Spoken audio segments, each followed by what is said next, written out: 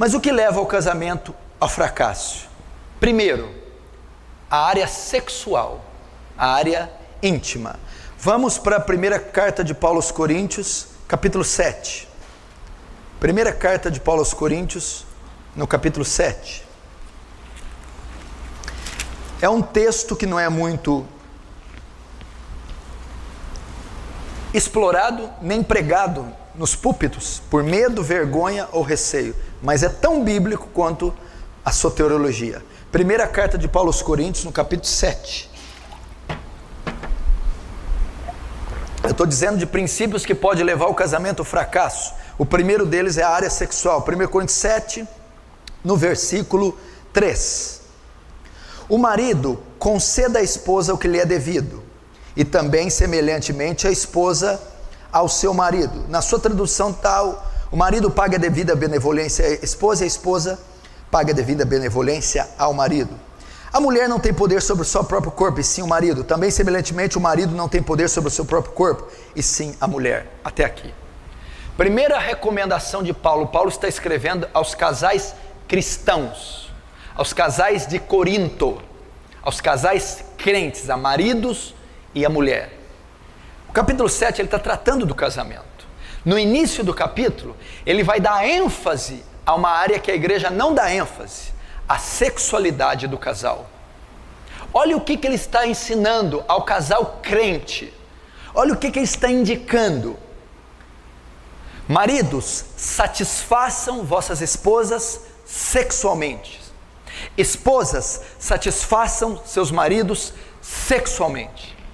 Tem gente que acha que o sexo é pecado, que o sexo foi um distúrbio do pecado ou uma criação demoníaca. Em hipótese alguma. Provérbios capítulo 5, Deus diz: desfruta com a mulher da tua mocidade. O sexo é bom, o sexo é santo, o sexo é puro e o sexo é legítimo.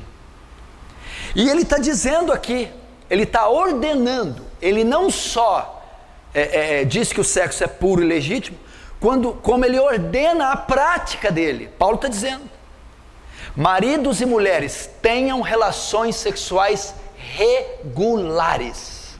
É o que Paulo está ensinando aqui. Marido e mulher tenham relações sexuais regulares. E ele vai mais: mulher, o seu dever na relação não é satisfazer você, e sim seu marido. Mulheres, satisfaçam seu marido sexualmente. Maridos, o seu dever na relação não é se satisfazer, e sim satisfazer a sua esposa. Marido, satisfaça sexualmente a sua esposa. Ele está ordenando isso. Ele está ordenando isso. E ele vai mais. Existe muito jogo nessa relação. Por exemplo, o homem tem mais, é natural, inerente da natureza do homem, o sentimento de posse, de domínio. Geralmente o homem tem mais interesse pela relação. A mulher, sabendo disso, muitas vezes faz jogo, chantagem, e usa disso. Geralmente ela que determina quando isso ocorre. Né? Não quero, não quero, e o homem não tem o que querer. A Bíblia quebra isso, ela diz assim para você: mulher, você não tem poder sobre o seu corpo, e tem o marido. Marido, você não tem poder sobre o seu corpo, e tem a mulher. Ele está querendo dizer que não pode ser rejeitada uma das partes quando há o interesse. Que o seu corpo, ou seja, a opção de satisfazer ou não pertence a você, e sim ao marido ou à esposa. Então é pecado fazer esse tipo de chantagem, esse tipo de jogo. Isso não pode ocorrer em hipótese alguma. Você não determina isso. Não, eu não quero, não vou fazer, ou eu vou usar disso para alcançar um interesse meu. Muitas mulheres fazem isso, alguns homens também. Pecado. Isso não pode ser feito. Isso é pecado. E quando isso ocorre, já começa o fracasso do casamento. Vamos mais para você ver. Olha lá. é a parte mais séria, verso 5, 1 Coríntios 7, 5. Não vos priveis um ao outro, salvo talvez por muito consentimento, por algum tempo, para vos dedicardes à oração, e novamente vos ajuntares, para que Satanás não vos tente por causa da incontinência. Aí, amém? Até aí. Não vos privais uns aos outros. Paulo está dizendo, não deixem de ter relações regulares. Não deixe de ter. Paulo está dizendo que um casal, enquanto está em atividade, 50 até 60 anos, não sei até quando. Por que Paulo ordena ter relação íntima regular? Para que Satanás não tente uma das partes. Sabe por que tem um monte de marido casado que viciado em pornografia? Porque a mulher não satisfaz ele, porque a mulher não permite que ele tenha relação sexual regular. Então Satanás tenta ele pela abstinência. Ele é tentado, porque a Bíblia diz assim, ao solteiro digo, eu, mas não Senhor, que fique como está. Mas se não pode ficar como eu, é melhor casar do que abrasar. Na NVI, é melhor casar do que viver ardendo de desejo. Uma vez que a mulher não tem relação sexual regular com o marido, ele fica ardendo de desejo. E Satanás tenta ele, para ele suprir a tensão sexual em outra fonte. Pornografia, adultério, prostituição. Muitos casamentos vêm ao fracasso por causa dessa área negligenciada. Olha quanto princípio eu ensinei aqui. Olha quanta coisa tem numa simples relação. Olha quanta coisa. Você está entendendo? Tenha relações regulares. Não quero, só se as duas partes concordarem e para se dedicar à oração e jejum. E isso aqui destrói casamento. Isso aqui não é pregado, não é ensinado, não tem livro escrito, seminário, ninguém fala disso aqui, porque não pode falar no púlpito, mas não pode falar no púlpito. Tem um capítulo inteiro destinado para isso. Como é que não pode falar no púlpito? E está cheio de esposa de pastor sofrendo, é um horror. Está cheio de casal de pastor, essa vida aqui é uma lambança. Pastor que pornógrafo, pastor que não supre a mulher, e aí vai, porque não lida com essa área. Cheio de diácono, obreiro, cheio de crente dentro de igreja, que é uma baderna nessa área aqui. Não tem zelo, temor, reverência, respeito com esse princípio, que é seríssimo. Primeira área que traz problema. Segunda área que traz problema no casamento, a insubmissão da mulher. Ah, mas essa eu não ia deixar de falar de jeito nenhum. Efésios capítulo 5. A insubmissão da mulher. Verso 22.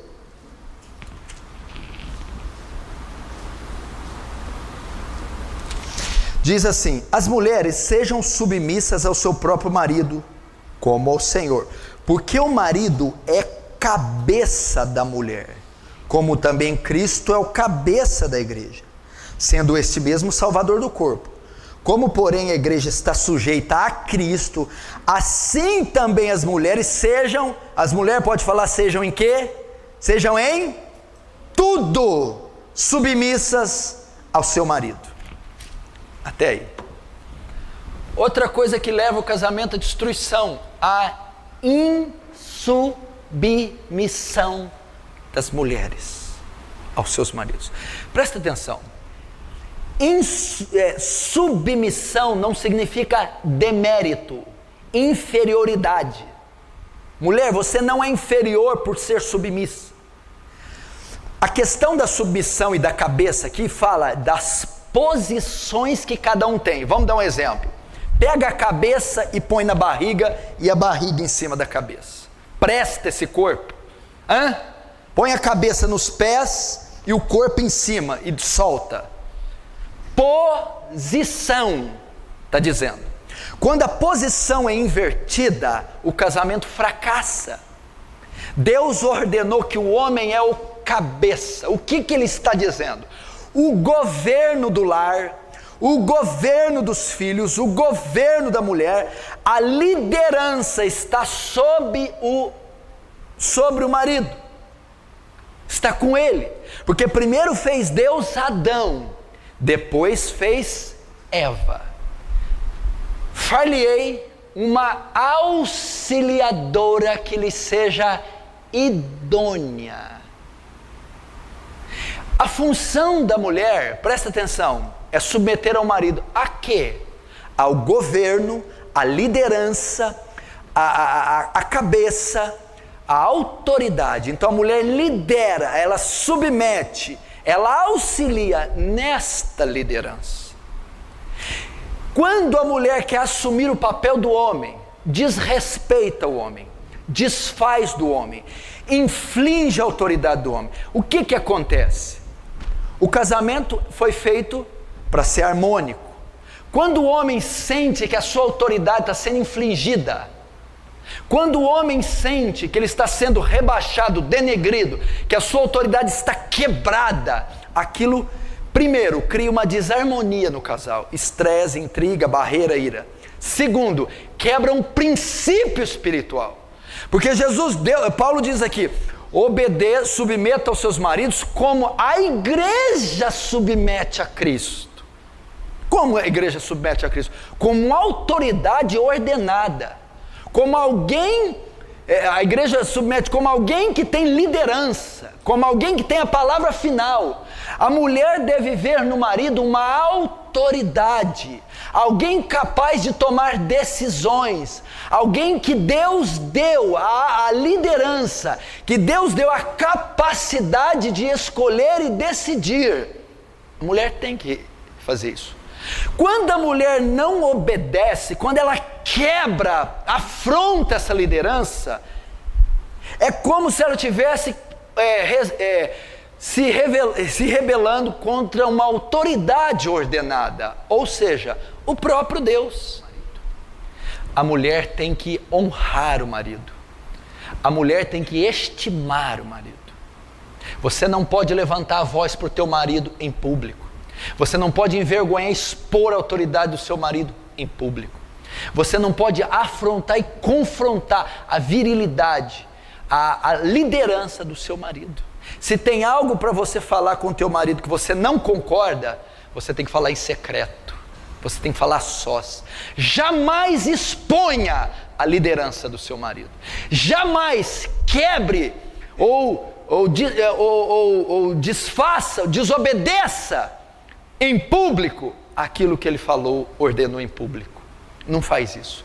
Isso destrói casamento. Destrói. Por quê? Porque você está desmoralizando o seu marido. Você está desmoralizando o seu marido. Isso vai afetar a relação, vai afetar o convívio, vai afetar a educação dos filhos e vai trazer brechas para Satanás tocar no seu casamento. Terceiro, a boca aberta da mulher. Isso atrapalha casamento. Vamos lá. 1 Pedro. Primeira carta de Paulo, de Pedro. Pega Apocalipse e volta que é mais fácil. 1 Pedro capítulo 3. Depois vai ter para os homens e mulheres, pode ficar tranquila. 1 Pedro capítulo 3. Verso 1. Mulheres, sede vos igualmente submissas ao vosso próprio marido, para que ele, ainda que não obedece à palavra, seja ganho, sem palavra alguma da vossa boca, mas por meio do procedimento de sua esposa, e ao observar o vosso honesto comportamento, cheio de temor. O que destrói um casamento? A língua da mulher, a boca da mulher, a mulher que fala demais.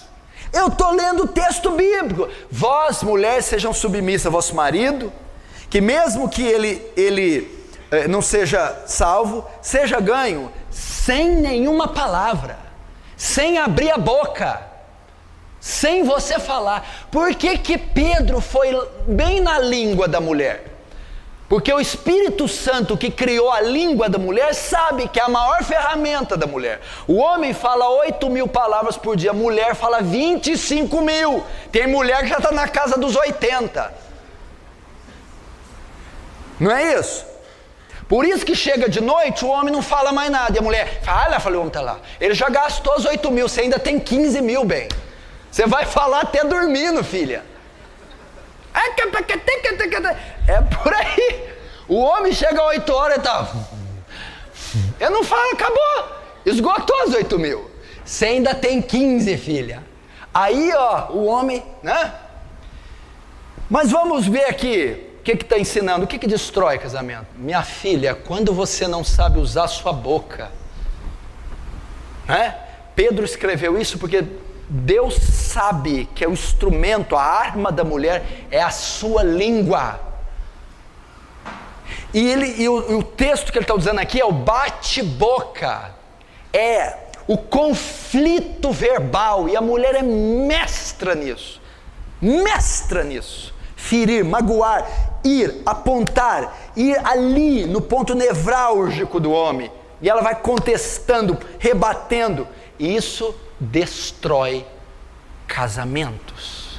Uma mulher linguaruda, uma mulher que não sabe usar a boca, uma mulher que ofende, denigre, ou uma mulher que quer levar na raça e no peito, não adianta. O que vai causar? Eu quero que levanta a mão aqui um marido que fala que a mulher de tanto falar mudou você. Pode levantar, minha mulher me mudou. O coração do homem endurece mais. Ele fica mais longe de Cristo. Ele não se submete a essa falácia. Cria ódio, revolta, repulsa, barreiras. E Pedro está dizendo, a maneira de você ganhá-lo, conquistá-lo, é o seu testemunho. É a sua conduta que vai quebrantá-lo, atraí-lo à admiração dele. Ao ver a sua mudança, a sua piedade, o seu bom senso, e não o seu confronto verbal, a língua. Isso aqui destrói casamento. Os conflitos no lar, discussões, bate-boca são horríveis. Só se machucam, se ofendem, se ferem e se distanciam mais e mais um do outro. É assim ou não é? Então o que leva o casamento ao fracasso? A área sexual, a insubmissão da mulher, a língua da mulher. Quarto, o que mais leva o casamento à destruição? Provérbios capítulo 31. Vamos lá. Salmos no meio da Bíblia, Provérbios.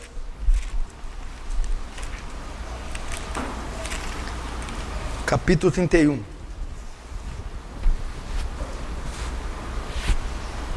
Verso 12.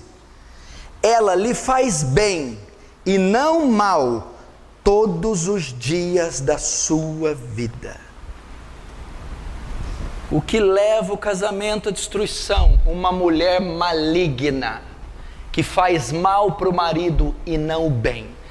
Aqui nós estamos lendo o contexto de mulher virtuosa. Mulher virtuosa, quem achará? O seu valor excede dos rubis. A mulher virtuosa faz o quê? Faz bem ao marido e não mal todos os dias da sua vida.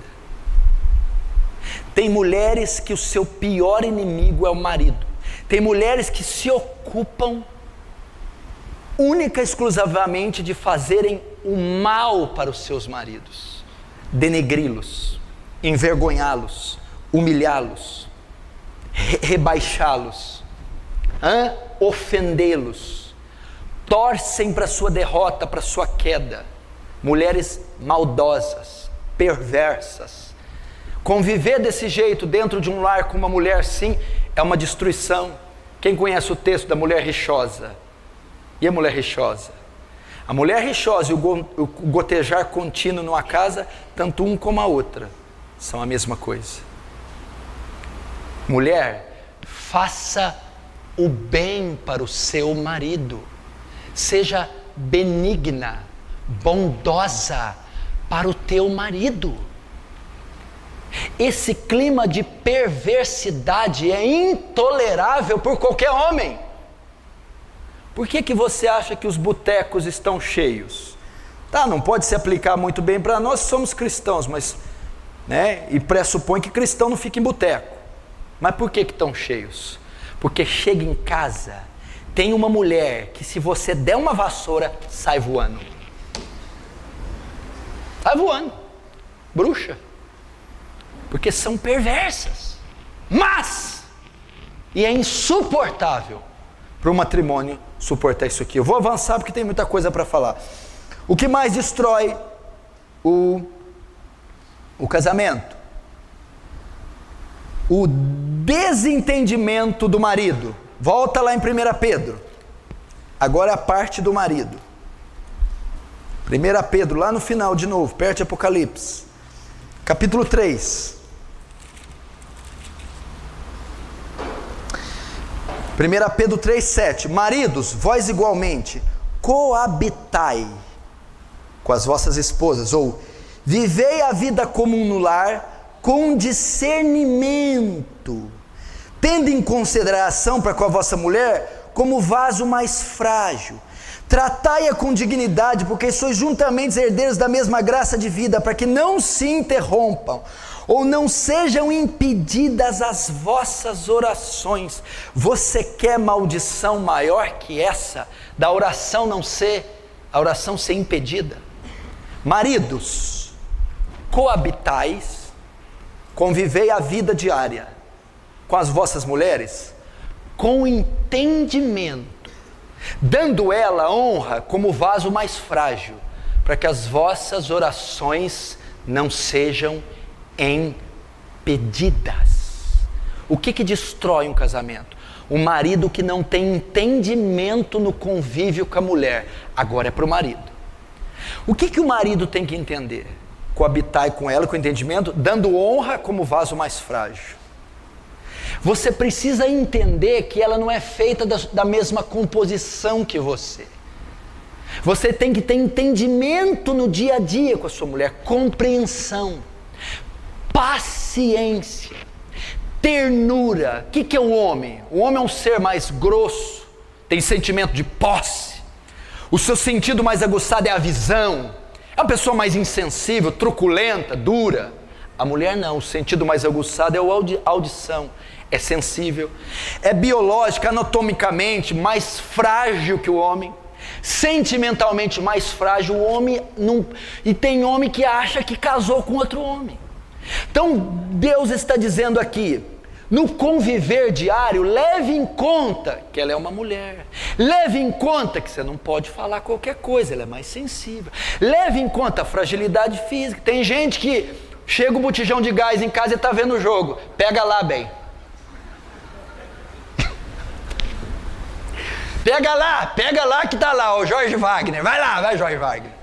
Miséria. É o que, Risson? Ah lá. E pior que elas vão e pegam, são terríveis. Pega e passa na frente deles assim, ó. Então tem cara que não tem bom senso. Direto eu visito casa de gente, tá mulher com chave de cano lá. Boné pra trás. Que é isso, meu filho? Onde você vai? E o marido tem que entender isso. Meu filho, por favor, tenha entendimento. Vai tratar de uma conta com entendimento, da educação dos filhos com entendimento, das finanças com entendimento, dando honra a ela. Que é isso? Dá preferência. Não vai com violência não, vai com cuidado, tenha paciência, tenha ternura. Quando isso não é feito, as orações são impedidas. Você já imaginou, você está orando há 1 ano e Deus, não estou ouvindo nada? Já imaginou? Que loucura. Por que não está ouvindo nada? Porque vocês dois vivem em pé de guerra. Porque essa casa é uma bagunça, uma desordem. Porque o marido destrata, hostiliza a esposa. Não trata ela como vaso mais frágil. Isso destrói casamento. Você está vendo as regras e os princípios que a Bíblia tem? Já não pode viver de qualquer jeito.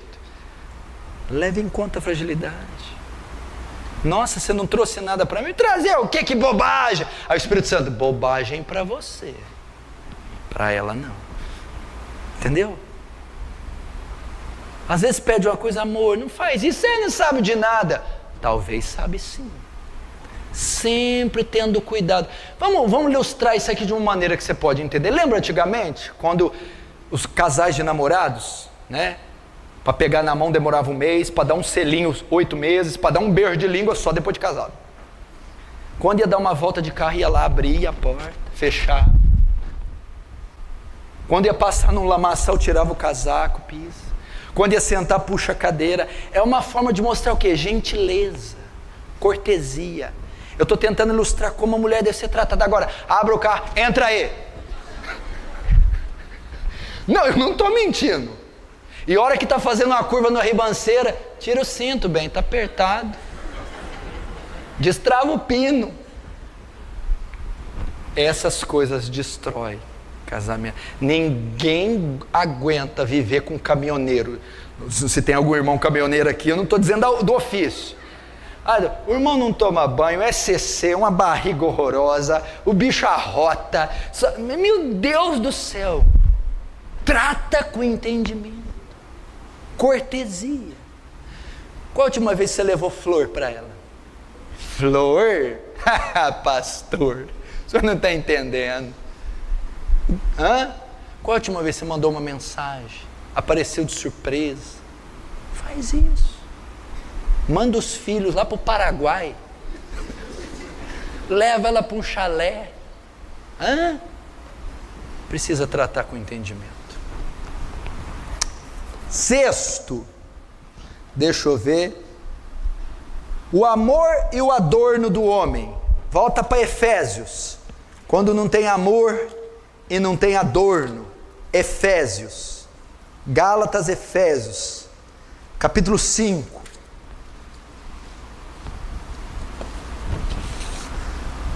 Gálatas, Efésios 5. Efésios 5, 25. Maridos, amai vossas esposas, como também Cristo amou a igreja, a si mesmo se entregou por ela, para que a santificasse, tendo purificado por meio da lavagem de água, pela palavra, para apresentar si mesmo igreja gloriosa, formosa, sem ruga, nem coisa semelhante, porém santa e sem defeito. Até aí.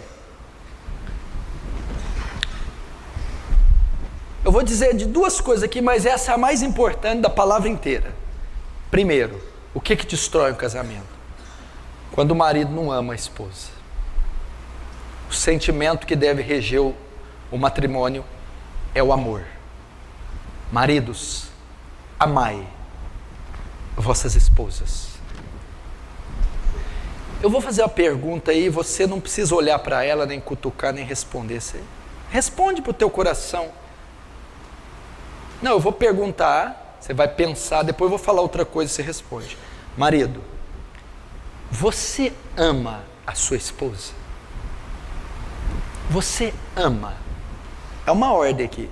Vós maridos, vocês devem amar a sua esposa. Antes de responder, calma, né, de qualquer jeito não. Vós marido, amais vossas esposas como Cristo amou a igreja. O jeito que você sempre amou sua mulher é uma coisa, o padrão que Deus pede é outra. Como Cristo amou a igreja? Amou ao ponto de se entregar e dar a vida por ela. Que amor que foi esse? Como é que é a igreja, Cleverson? Pecadora, feia, gorda, cai toda hora, tropeça.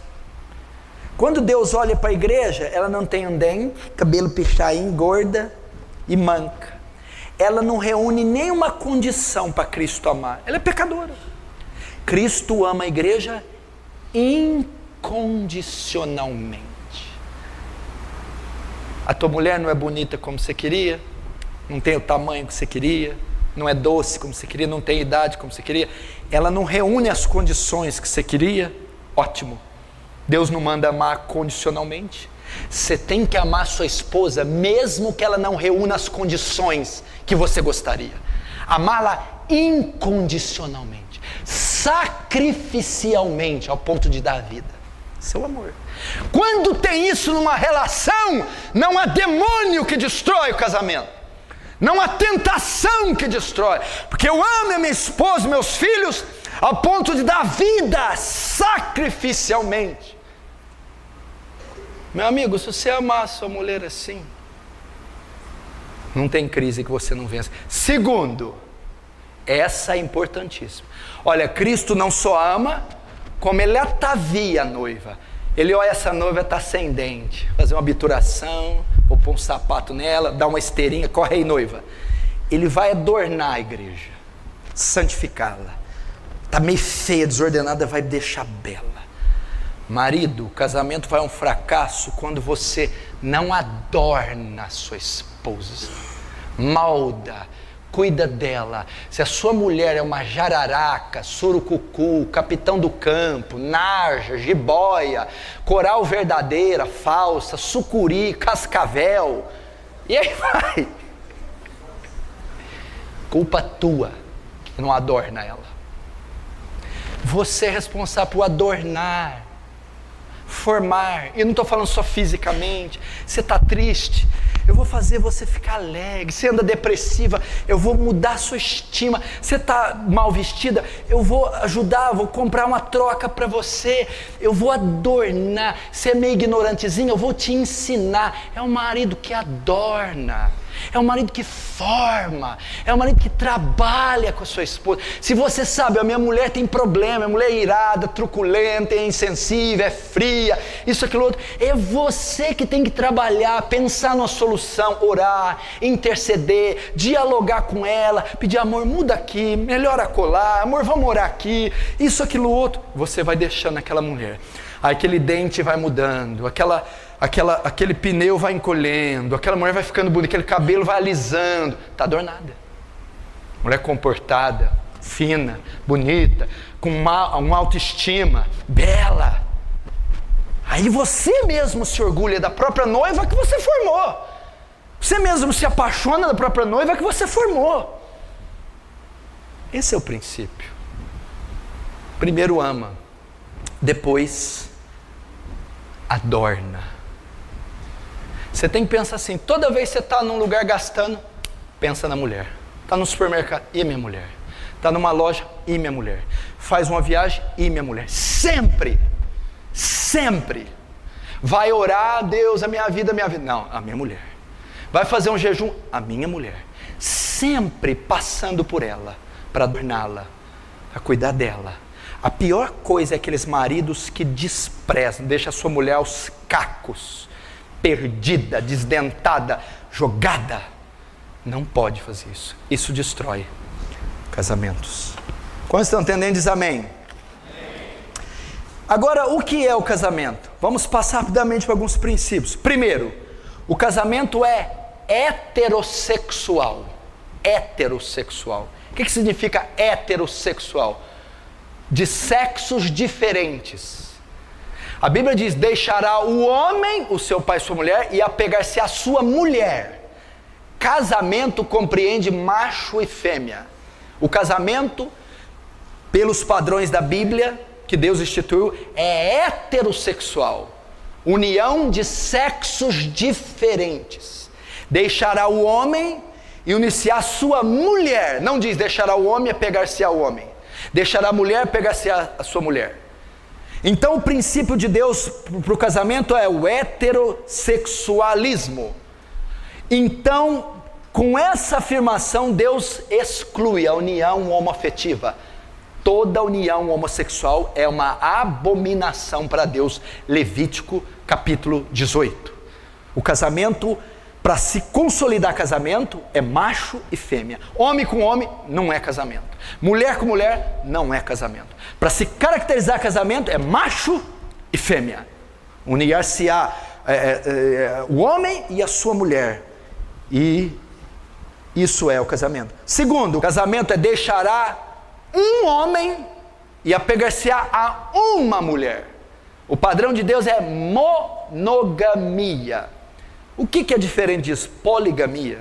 Aquele homem que tem várias mulheres, ou aquela mulher que tem vários homens. Saiu um filme na década de 80 aí, né? Dona Flor, seus 3 maridos. Isso é poligamia. O método bíblico é monogamia. Deixa um só homem e casa com uma só mulher. Pastor, mas o que é esse casamento da Bíblia? Abraão, Davi, foi uma tragédia, você pode ver. Começa Jacó, com aquele monte de mulher, uma tragédia. Abraão, Davi, Salomão, aquilo não é o padrão de Deus, nunca foi. É um só homem, uma só mulher. Terceiro, o casamento é monossomático. Mono, soma, corpo, carne, uma só carne. O casamento não é um contrato, vamos morar junto? Não, o casamento é uma união mística, onde 2 se tornam um. O que significa ser monossomático? Que o sexo é permitido só dentro do matrimônio.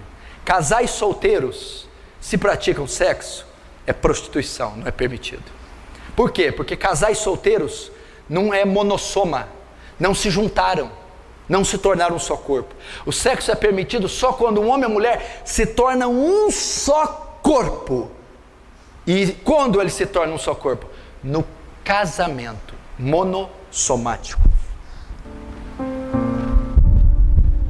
E só aprende isso hoje, agora.